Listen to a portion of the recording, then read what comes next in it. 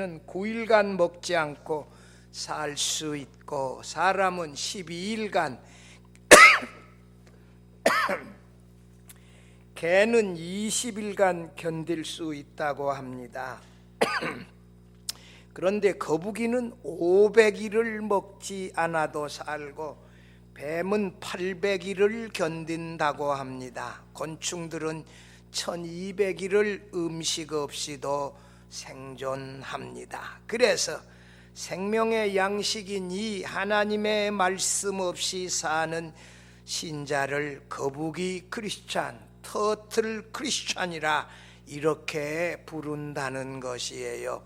우리들은 매일 하나님의 말씀을 먹어야 하는데 말씀을 읽지도 않고 묵상하지도 않고 교회 갈 때 성경도 안 가져오고 성경 대신 이거 휴대폰 하나 가져오고 이 성경이 아이고 먼지 털어가지고 한 번도 안 봐가지고 이렇게 이 교회에 나오는 사람들이 점점 많아져 가는 것 같아요. 우리 신자들만 빼놓고. 모세는 가나안 땅에 들어가 세울 이스라엘 왕의 자격에 대해서 오늘 본문에서 말씀하고 있습니다. 모세오경에서 이스라엘 왕의 자격에 대하여 말하는 부분이 오늘 본문이 유일합니다. 이스라엘은 하나님이 왕으로 다스리는 이런 신정 국가이기 때문에 사실 이 이스라엘 왕의 권력은 하나님과 하나님의 말씀으로부터 나온다고 할 수 있습니다. 오늘 본문에서 왕의 자격 중에 가장 중요한 것이 마지막 세 절에 나오는데 평생 하나님의 말씀을 읽고 묵상하고 거기서 하나님 경외하기를 배워가지고 그대로 하나님을 경외하는 것이다. 이것이 바로 진정한 의미의 하나님이 원하는 왕의 자격이다. 이렇게 말씀하고 있어요. 가나안 땅에 들어가서 백성들이 주변에 있는 여러 민족들의 왕정 제도를 본받아 왕 세우기를 원할 때에 마지못해 본문은 허락하고 있습니다. 왜냐하면 이스라엘에게 진정한 왕은 하나님이시기 때문에 이스라엘 나라의 이 인간 왕은 하나의 선택이었지요. 실제로 이스라엘 장로들이 사무엘 선지자에게 찾아가서 왕을 세워달라고 했을 때 사무엘은 하나님께 기도해요. 하나님, 이 왕을 세워달라고 하는데 어떡할까요? 그래, 그냥 허락해라. 이렇게 해서 마지못해서 허락해요. 왜냐? 이스라엘 나라는 하나님이 영원한 왕으로 다스리는 나라인데 이 왕을 이방 나라들처럼 세워달라고 이렇게 요청하는 것은 사실은 신앙적인 요청은 아니라는 거예요.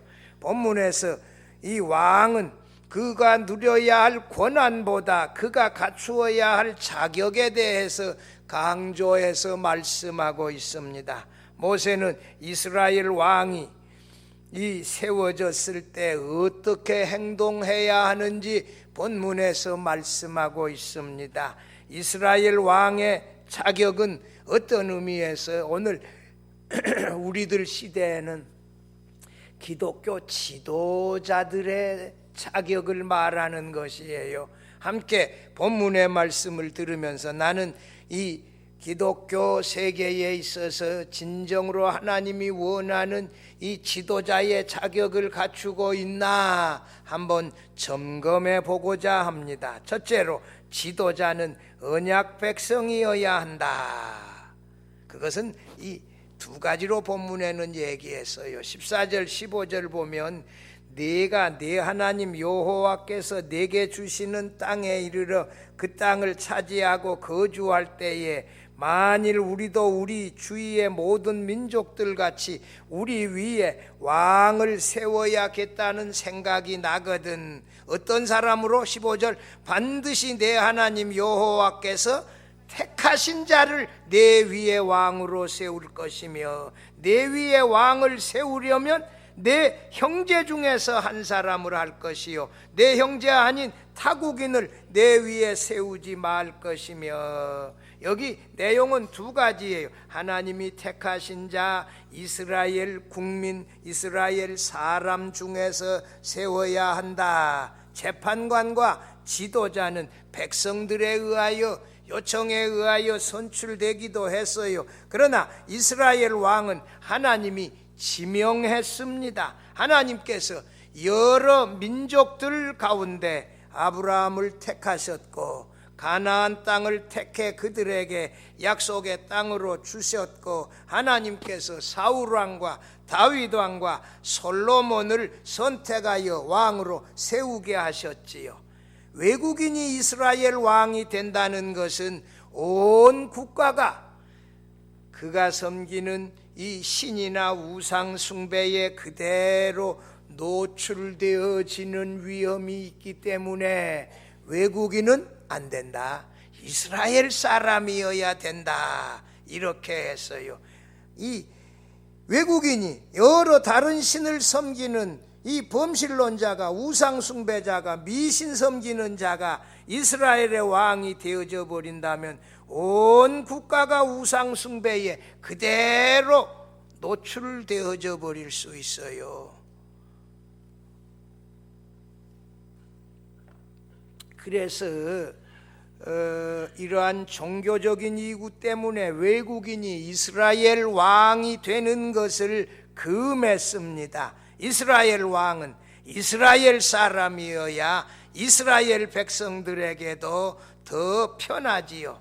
외국과 전쟁할 때도 이스라엘 백성의 의사를 알고 일체감을 가지고 함께 전쟁할 수 있고, 백성과 왕 사이에 갈등도 줄일 수 있어요.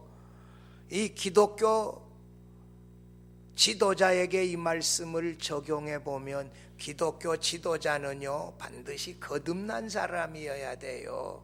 반드시 하나님의 자녀여야 돼요. 그래서 하나님을 섬기려고 하는 이 마음을 가지고 살아가는 사람이 이 기독교 지도자가 될 수 있는 자격이 있다. 이 지도자는 하나님을 섬기고 하나님 경외하고 하나님의 영광을 드러내야지, 자기 이름 내는데 관심이 있다면 이 사람은 기독교 지도자로서 자격은 없는 것이에요.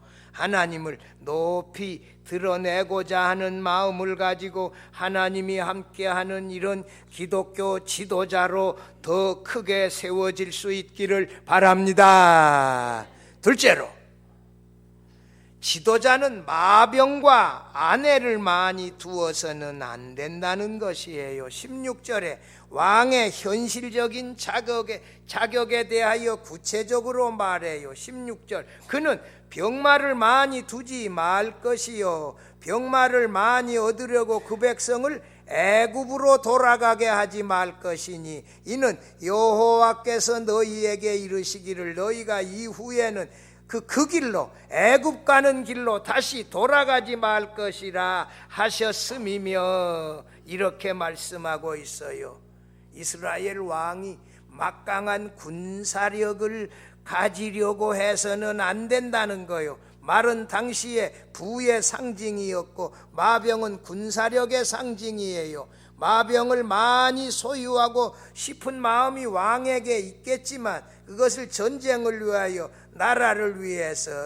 그러나 이스라엘 왕이 마병을 많이 소유하여 군사력이 막강해진다면 하나님을 의지하지 않고 자신의 군사력을 의지하여 교만하게 행동할 위험이 많다는 것이에요. 훗날 다윗 왕의 아들들 가운데 압살론과 아도니아가 마병을 많이 늘려서 그의 아버지 다윗 왕의 왕권을 이 탐하는 교만함에 빠지기도